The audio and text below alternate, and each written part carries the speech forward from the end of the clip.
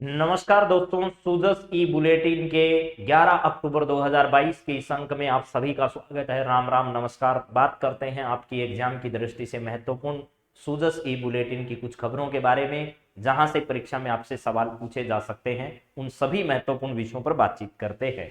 तो चलिए सबसे पहले शुरुआत करते हैं। गुनाह छिपा नहीं रहता, वह मनुष्य के चेहरे पर लिखा रहता है। यानी कोई भी व्यक्ति गुनाह करके छुप नहीं सकता, क्योंकि गुनाह जो है वो छुपाया नहीं जा सकता, क्योंकि वह मनुष्य के चेहरे पर क्या रहता है, लिखा रहता है कि इस आदमी ने यह गुनाह किया है। अब बात करते हैं राजस्थान के करंट अफेयर से रिलेटेड। राजस्थान में क्या इंपॉर्टेंट हो सकता है। मुख्यमंत्री श्री अशोक गहलोत ने शहरी क्षेत्र की सामाजिक सुरक्षा की योजनाओं की अभी हाल ही में समीक्षा की है। इंदिरा रसोई योजना पर हमने क्या काम किया, इसकी समीक्षा की। और शहरी रोजगार गारंटी योजना जो 9 सितंबर 2022 को जयपुर से शुरू की गई, उसमें राजस्थान सरकार ने अब तक क्या किया, इसकी समीक्षा की। तो इसमें आया कि 7.42 करोड़ लोगों को पौष्टिक खाना अब तक परोसा जा चुका है इंदिरा रसोई योजना के तहत। और आपको यह भी जानकारी हो मेरे दोस्तों कि अभी हाल ही में हमारे राज्य के मुख्यमंत्री अशोक गहलोत जी ने क्या किया था कि इन्होंने 512 नई रसोइयां जो है 512 नई रसोइयां जो है इनके बारे में घोषणा की थी। ये 512 नई इंदिरा रसोई योजना की शुरुआत अभी हाल ही में की थी मेरे दोस्तों, ये आपको याद रखना है। और कहां से की थी सर, ये जोधपुर पहुंचे और वहीं से उद्घाटन किया। अब कुल मिलाकर राजस्थान में 870 इंदिरा रसोई हो चुकी है, जिसमें खाने वाले व्यक्ति को 8 रुपए में पौष्टिक भोजन उपलब्ध होता है। इस भोजन की लागत जो है वो 25 रुपए रखी गई है, ठीक है, जिसमें सरकार जो है वो 17 रुपए का क्या करती है, अनुदान उपलब्ध करवाती है। इतने रुपए का अनुदान सरकार के द्वारा दिया जाता है इस योजना में। तो अभी इस योजना की समीक्षा जो है वो सरकार के द्वारा की गई है और मात्र 8 रुपए में पौष्टिक भोजन जो है वो इस योजना के तहत क्या किया जाता है, परोसा जाता है। और अभी हाल ही में 100 दिवस का रोजगार उपलब्ध करवाने के लिए 100 दिवस का रोजगार उपलब्ध करवाने के लिए कौन सी योजना राजस्थान में चल रही है, इंदिरा गांधी शहरी रोजगार गारंटी योजना चल रही है। 66,000 लोगों को इसके रोजगार अब तक दिया जा चुका है और इस पर सरकार 800 करोड़ रुपए की राशि जो है वो क्या कर रही है, खर्च कर रही है। ये सरकार के द्वारा कहा गया है। इसके अंदर किया क्या जाएगा वो जरा सुन लीजिए। पहले तो आप लोग ये सुन लीजिए कि सरकार इसके अंदर क्या करने वाली है, यहां पर कौन से काम सरकार के द्वारा इसके अंतर्गत किए जा रहे हैं। देखिए, इसके अंदर जो है वो स्थानीय निकाय के काम मांगने, जैसे पर्यावरण और जल संरक्षण से रिलेटेड कोई काम है, या ठोस कचरा प्रबंधन से संबंधित है, या अवैध कोई बोर्ड है, होल्डिंग है, उनको हटाना है, या फिर हेरिटेज के कोई काम है, जैसे खानिया की बावड़ी एक हेरिटेज स्थल के रूप में माना गया, प्राचीन बावड़ी है वो, उसको सही करने के लिए, उसका संरक्षण करने के लिए वहां से इस योजना की शुरुआत की। तो ये सारे हेरिटेज संरक्षण का काम इसके दौरान किया जाएगा। 100 दिन का रोजगार इसमें प्रदान किया जाएगा, इसकी गारंटी दी जा रही है। और यहां पर सरकार के मुख्यमंत्री ने यह भी कहा कि जो इंदिरा रसोई योजना के तहत भोजन मिलता है उसमें जो है वो लगातार उसकी मॉनिटरिंग होती रहनी चाहिए, यह भी कहा गया है। इसके अलावा मेरे दोस्तों यहां पर पौष्टिक भोजन उसमें दिया जाए। इंदिरा रसोई योजना में अब तक जितनी भी थालियां हो चुकी है, लेकिन ये अब आपके काम की बात नहीं है। अब यहां से एक इंपॉर्टेंट सवाल बन रहा है, वो देखिए, प्रदेश में कुल 870 इंदिरा रसोइयां जो है वो क्या है, संचालित है। 870 रसोइयां संचालित है, जिनकी संख्या 1000 तक किए जाने का लक्ष्य रखा गया है। ये बजट 2022-23 का था ना, बजट 2022-23, उसमें ये कहा गया था कि हम इनको राशियों को कितना कर देंगे, 870 रसोइयों से 1000 रसोई अभी और करनी बाकी है बजट की घोषणा के मुताबिक। ये आपको ध्यान रखना है, ठीक है। हाँ जी, अब ये प्रदेश में 500 से अधिक स्थानीय सेवा भावी संस्थाएं ना लाभ ना हानि के आधार पर रसोइयों का संचालन जो है वो कर रहे हैं। राजस्थान के ऐसी बहुत सारे लोग हैं जो इस योजना से जुड़ा है। भामाशाहों द्वारा भी इस योजना में जो है वो थालियां जो है वो प्रदान की जाती है, ये भी जरा याद कर लीजिएगा। इसके बाद यहां पर है, राजस्थान के मुख्यमंत्री ने उत्तर प्रदेश के मुख्यमंत्री मुलायम सिंह यादव जी के निधन होने पर उनको अभी हाल ही में श्रद्धांजलि देने के लिए उत्तर प्रदेश के सैफई जो उनका मूल गांव है वहां पर वो पहुंचे। शुद्ध के लिए युद्ध अभियान जो चल रहा है, उस अभियान के तहत राजस्थान सरकार ने एक बड़ी घोषणा की है मेरे दोस्तों। क्या की है, शुद्ध के लिए युद्ध अभियान के तहत जो मुखबिर होगा, मुखबिर का मतलब सरकार को उसकी योजना पूरी जानकारी देगा कि यहाँ पर अशुद्ध चीजें, आप भी इसमें भागीदार बन सकते हैं। सरकार इसमें आपको 51,000 रुपए की राशि देगी। आपके नजदीक चाहे कोई मिठाई की दुकान हो, कोई परचून की किराने की दुकान हो, या अन्य किसी भी प्रकार की जहां मिलावट का काम हो रहा है और आपको उसकी जानकारी हो कि यहाँ पर मिलावट हुई है, तो आप उसको जो है वो सरकार तक उसकी जानकारी पहुंचाइए। उसके टोल फ्री नंबर भी सरकार ने दिए हैं और व्हाट्सएप नंबर भी दिए हैं। तो उस पर सूचना देने पर, सूचना सही अगर पाई गई और सरकार ने उस पर प्रभावी कार्रवाई की है, तो आपको 51,000 रुपए की राशि सरकार जो है वो पुरस्कार के रूप में देगी और आपकी पहचान जो वो गोपनीय रखी जाएगी कि आपने ये जानकारी सरकार को दी है। इसके लिए सरकार ने फ्री नंबर जो है वो 181 अथवा खाद्य सुरक्षा, औषधि नियंत्रण व स्थानीय प्रशासन आदि किसी भी संचार माध्यम से आप उनको जानकारी दे सकते हैं। आपको सरकार जो वो पुरस्कार राशि 51,000 रुपए की देगी। इसके बाद है दीपावली मेला 2022। राजस्थान ग्रामीण आजीविका विकास परिषद और ग्रामीण विकास एवं पंचायती राज विभाग राजस्थान सरकार के द्वारा दीपावली मेला 2022 का क्या किया जाएगा, आयोजन किया जाएगा। इसके तहत दीपावली से विभिन्न आर्ट और क्राफ्ट से बने हुए हैंडीक्राफ्ट के जो सामान है उन सामानों को यहाँ पर प्रस्तुत किया जाएगा, जो कि 11 से 20 अक्टूबर तक आयोजित होगा। ठीक है, ये उत्सव है हस्तशिल्प प्रोत्साहन और महिला सशक्तिकरण का। आइए इस दीपावली पर अपना घर संसार अपनी ग्रामीण बहनों की कला से सजाएं और संवारें। 11 से लेकर के 20 अक्टूबर 2022 तक इंदिरा गांधी पंचायती राज संस्था जो JLN मार्ग पर स्थित है वहां पर इसका आयोजन किया जाएगा। इसके बाद और क्या है यहां पर जरा देखिएगा, यहां पर है आपके सामने अधिशासी अधिकारी रंगे हाथों गिरफ्तार कोई ज्यादा। अभी इसमें आपके काम की क्या बात है वो जरा सुननी है। आपके काम की ये बात है कि जीरो टॉलरेंस भ्रष्टाचार के खिलाफ जीरो टॉलरेंस की नीति के तहत राजस्थान सरकार काम कर रही है और राजस्थान पुलिस जो है SCB, जिसमें भ्रष्टाचार निरोधक ब्यूरो उसके अध्यक्ष जो BL सोनी साहब हैं, वो जो है वो उन्होंने इस नीति को लेकर चलाया है। और आपको पता है ग्रामीण सजग अभियान जो है उसके माध्यम से ये लगातार प्रयास कर रहे हैं कि भाई राजस्थान को जो है वो रिश्वत फ्री भ्रष्टाचार मुक्त राजस्थान बनाए। इसके द्वारा जो ग्रामीण जो लोग हैं उनकी सहायता से भी ऐसा काम कर रहे हैं। अगर आप भी इसकी जानकारी देना चाहते हैं या जानकारी देते हैं, आपके साथ भी ऐसा कुछ हो रहा है, कोई सेवक जो है वो आपसे रिश्वत मांग रहा है या भ्रष्टाचार में लिप्त है, तो आप 1064 पर सूचना दे सकते हैं या फिर व्हाट्सएप नंबर 9413502834 पर भी इसकी सूचना आप लोग दे सकते हैं। तो इसके लिए भी राजस्थान सरकार कई कार्यक्रम जो चला रही है। भ्रष्टाचार निरोधक ब्यूरो जो कि BL सोनी साहब के नेतृत्व में राजस्थान में संचालित हो रहा है।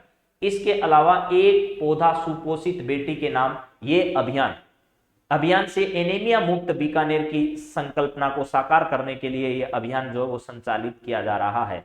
मेरे दोस्तों, बीकानेर में अंतर्राष्ट्रीय बालिका दिवस के अवसर पर जिले भर में कार्यक्रम आयोजित किए गए। एक दिन में करीब 60,000 बेटियों के सहजन फली के पौधे वितरित किए गए। अब ये सहजन जरूर याद रखिएगा, परीक्षा में आपसे सवाल पूछा जा सकता है कि हाल ही में एक पौधा सुपोषित बेटी के नाम अभियान जो एनीमिया मुक्त बीकानेर की संकल्पना को लेकर के 60,000 बेटियों को किसके पौधे वितरित किए गए, तो सहजन का पौधा जो है वो अभी हाल ही में अंतर्राष्ट्रीय बालिका दिवस के अवसर पर बीकानेर में क्या किए गए, वितरित किए गए थे। मेरे दोस्तों, यहाँ पर डूंगरगढ़ में भी एक मुख्य कार्यक्रम आयोजित हुआ, एक पौधा सुपोषित बेटी के नाम। ये डूंगरगढ़ बीकानेर के पास में ही आपको पता ही होगा। इसमें एनीमिया मुक्त जो बीकानेर है इसकी संकल्पना को क्या किया जा रहा है, साकार किया जा रहा है। सहजन क्यों इंपॉर्टेंट है, सुपर फूड के रूप में इसको जाना जाता है। सहजन फली का पौधा आयरन की कमी को दूर करने के लिए यह पौधा बेहद उपयोगी है, इसलिए इसे सुपर फूड भी कहा जाता है। इसका जड़, तना, पत्ती, फल, फली आदि कैल्शियम, प्रोटीन, विटामिन एवं अन्य पोषक तत्वों से भरपूर होते हैं।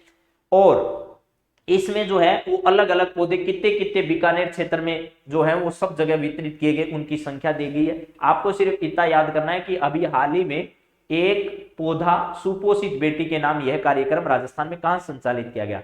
कर्मी मुक्ति दिवस जो है वो 17 अक्टूबर को मनाया जाएगा और इस समय तक 1 से लेकर के 19 साल तक की उम्र के किशोर किशोरियां जो है इनको कर्मी मुक्त यानी जो कीड़े पेट में पड़ जाते हैं उनके खिलाफ जो है वो आंगनबाड़ी केंद्रों पर इस पर दवाई पिलाई जाएगी। तो कर्मी मुक्ति दिवस कब मनाया जाएगा, 17 अक्टूबर को मनाया जाएगा। श्रीमती श्रेया गुहा नेक्सकॉब की निदेशक निर्वाचित। सहकारिता विभाग की प्रमुख सचिव Shrimati Shreya Guha national federation of state cooperative bank जो है उसकी निदेशक के तौर पर उन्हें नियुक्त किया है। मिजोरम की राजधानी आइजोल में फेडरेशन की आम सभा में उनका चुनाव हुआ है और राजस्थान में अभी कोऑपरेटिव बैंक में काम कर रही है। इसके बाद में आपके सामने और क्या है सर, और है डीग महोत्सव। आपको बताया था भरतपुर में इस डीग महोत्सव का क्या किया जा रहा है, आयोजन किया जा रहा है डीग भरतपुर के अंदर। ये झलकियां आपके सामने डीग महोत्सव की। राजस्थान राज्य के पर्यटन विभाग और भरतपुर जिला प्रशासन की ओर से देश विदेश के पर्यटकों को आकर्षित करने के लिए यह महोत्सव जो है वो डीग में आरंभ हुआ और 10 और 11 अक्टूबर को यह कार्यक्रम संपन्न हुआ। सौर ऊर्जा पंप के लिए आवेदन 19 अक्टूबर से। तो हमारी जो सौर ऊर्जा के लिए राज किसान साथी पोर्टल पर जो है वो क्या कर सकते हैं, सौर ऊर्जा से संचालित होने वाले जो पंप सेट वितरित किए जाते हैं उनके लिए आवेदन कर सकते हैं। इसके बाद में है मेरे दोस्तों राजस्थान सरकार की महिला सशक्तिकरण की एक और कौन सी पहल है जिसको अभी हाल ही में शुरू किया गया है, यह है पिंक डिवीजन। क्या है पिंक डिवीजन, क्या है और इस पिंक डिवीजन में क्या होगा वो जरा देखिए। राजस्थान सरकार के प्रदेश में हर क्षेत्र में महिलाओं की भागीदारी बढ़ाने के लिए कदम उठाया है। अब इस कड़ी में संभाग स्तर पर एक पिंक डिवीजन बनाया जा रहा है। यानी आपसे पूछा जा सकता है कि राजस्थान में महिला सशक्तिकरण के लिए पिंक डिवीजन जो है वो किस स्तर पर तैयार किया जा रहा है। तो ये पिंक डिवीजन की स्थापना जो है वो संभाग स्तर पर की जा रही है, जिसमें पेयजल संबंधी कार्य महिलाओं द्वारा किए जाएंगे। ठीक है, इसकी शुरुआत जयपुर से हो चुकी है। जन स्वास्थ्य अभियांत्रिकी मंत्री डॉक्टर महेश जोशी ने इसकी मालवीय नगर पिंक डिवीजन को उद्घाटन इसका किया है।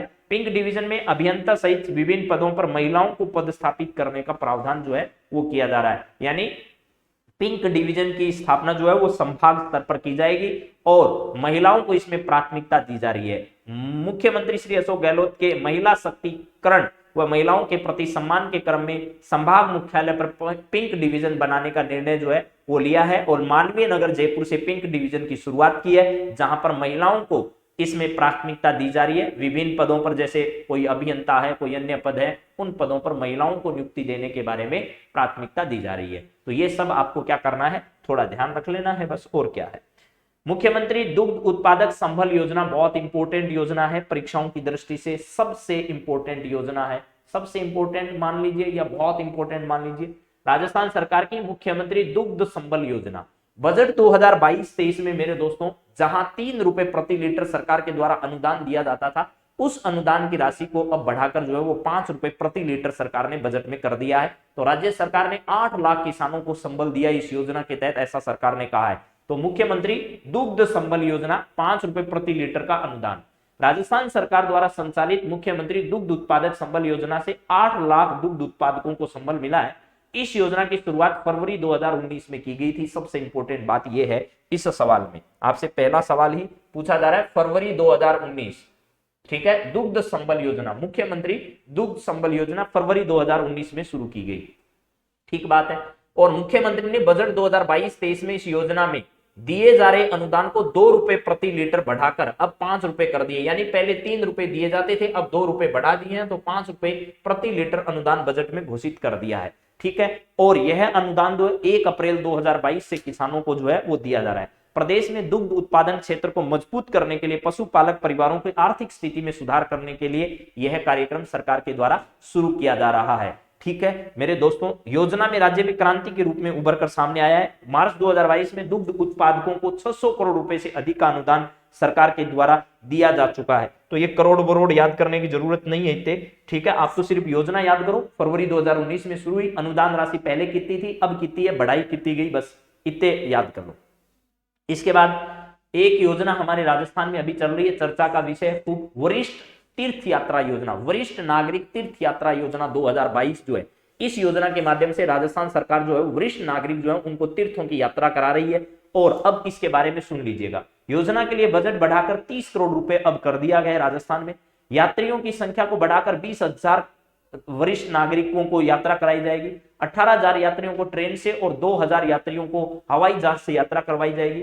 30 सितंबर को पहली ट्रेन जयपुर से सवाई माधोपुर और 12 से 900 से ज्यादा यात्री इस ट्रेन के माध्यम से कहां पहुंचे, रामेश्वरम पहुंचे। और अब दूसरी ट्रेन जो है वो रवाना कर दी गई है मेरे दोस्तों। वो भी आपको इस सूजस बुलेटिन में मैंने बता दिया है कि दूसरी ट्रेन भी क्या कर दी गई है, रवाना कर दी गई है। 2 ट्रेन अब तक राजस्थान से अलग अलग तीर्थ स्थलों के लिए गई है। 30 सितंबर को पहली ट्रेन जयपुर से सवाई माधोपुर और 12 से, ठीक है, 900 व्यक्ति ट्रेन जयपुर, सवाई माधोपुर और 12 से भेजी गई, अभी दूसरी ट्रेन भी राजस्थान से जा रही है। तो ये सब जानकारियां आपकी परीक्षा की दृष्टि से इंपॉर्टेंट है। इन्हीं जानकारियों के साथ मैं आपके साथ जो है वो मेरे दोस्तों यहां पर एक चीज और जोड़ देता हूं कि जो राजस्थान के करंट अफेयर्स के आज के कुछ सवाल थे उनको भी मैं आपके साथ यहां पर क्या कर देता हूं, डिस्कस कर देता हूं, ताकि आपको राजस्थान के अकेले करंट अफेयर्स के सवाल अगर देखने हो तो कहीं इधर उधर नहीं भटकना पड़े। उसके लिए देख लो, पहला सवाल था भंवरलाल, स्वर्गीय भंवरलाल जी का अभी हाल ही में निधन हो गया उनका, तो ये कहां से विधानसभा सदस्य थे? तो ध्यान रखना सुजानगढ़ से नहीं थे, ये सरदार शहर से विधानसभा के सदस्य थे। सादुलपुर से कृष्णा पुनिया है, सुजानगढ़ से मनोज मेघवाल है जो कि पहले मास्टर भंवरलाल जी के निधन के बाद यहां पर विधायक बने, और चूरू से राजेंद्र सिंह जी राठौड़ साहब जो हैं वो मंत्री हैं, मंत्री क्या विपक्ष के नेता हैं। हाल ही में उप नेता के तौर पर है राजस्थान विधानसभा में। हाल ही में शाही ट्रेन पैलेस ऑन व्हील्स को पर्यटकों के लिए पुनः शुरू किया गया। मुख्यमंत्री ने कहां से इसको रवाना किया? तो गांधीनगर जयपुर से इसको वापस क्या किया, रवाना किया मेरे दोस्तों। अभी हाल ही में डीग महोत्सव आयोजित हो रहा है, आबानेरी दौसा में आयोजित हुआ महोत्सव, मारवाड़ महोत्सव भी आयोजित हुआ जोधपुर में, आदि महोत्सव उदयपुर के कोटना में, और आबू उत्सव जो है वो आबू में। पर्यटन विभाग द्वारा ये सब उत्सव आयोजित किए जाते हैं, जिसकी स्थापना आरटीडीसी जो है उसके द्वारा ये सब किया जा रहा है। इसकी स्थापना 1989 में की गई। धर्मेंद्र राठौड़ इसके अध्यक्ष हैं। होटलों को भी राजस्थान में दर्जा प्रदान किया जा रहा है, किसका? उद्योगों का। ठीक है, राजस्थान में पर्यटन भी एक उद्योग का दर्जा दिया जा रहा है, यूनिस खान समिति से दिया गया था इसको। हाल ही में भरतपुर में डीग पर्यटन विभाग द्वारा डीग महोत्सव का आयोजन हो रहा है। ये कब हो रहा है? तो 7 से 8 अक्टूबर इन्वेस्ट राजस्थान समिट का आयोजन हुआ, 8 से 9 अक्टूबर को मारवाड़ महोत्सव का आयोजन हुआ, 10 से 11 अक्टूबर को इसका आयोजन हो रहा है डीग उत्सव का, और 10 से 13 अक्टूबर तक राजीव गांधी जो ग्रामीण ओलंपिक्स हैं उनका आयोजन राजस्थान में किया जा रहा है। इन्वेस्टमेंट समिट के दौरान राजस्थान के 6 लोगों को राजस्थान रत्न से सम्मान दिया। इस सम्मान में 1 लाख रुपए की राजस्थान में सहयोग राशि प्रदान की गई। किशनबाग सैंड ड्यून पार्क कहां पर स्थित है? तो ये राजस्थान के जयपुर में स्थित है मेरे दोस्तों, जिसका दौरा अभी हाल ही में हमारे मुख्यमंत्री जी ने किया था। इसके बाद में मेरे दोस्तों विश्व में हाल ही में विश्व की सबसे ऊंची शिव प्रतिमा राजस्थान के राजसमंद जिले में स्थापित की जा रही है, ये आपको ध्यान रखना है। चलिए, ये 5 सवाल थे मेरे दोस्तों राजस्थान से संबंधित जिस पर हमने चर्चा की है। और राजस्थान में ये राजसमंद जिला जो है वो अभी हाल ही में चर्चा का विषय है। सरोज मीणा जो है वो राष्ट्रीय सेवा पदक से सम्मानित होने वाली महिला है, जिसको राष्ट्रपति जी ने सम्मानित किया, अलवर से संबंधित है। और इन्वेस्टमेंट समिट के दौरान क्विज प्रतियोगिता में राजस्थान में प्रथम स्थान प्राप्त करने वाली प्रमिला चौधरी का संबंध नागौर जिले से है। ये कुछ सवाल आपकी परीक्षाओं की दृष्टि से इंपॉर्टेंट है, इन सभी विषयों पर आप लोग बातचीत करते हैं। तो आज के लिए इतना ही। राम राम, आप सभी को बहुत बहुत धन्यवाद। जय हिंद, नमस्कार।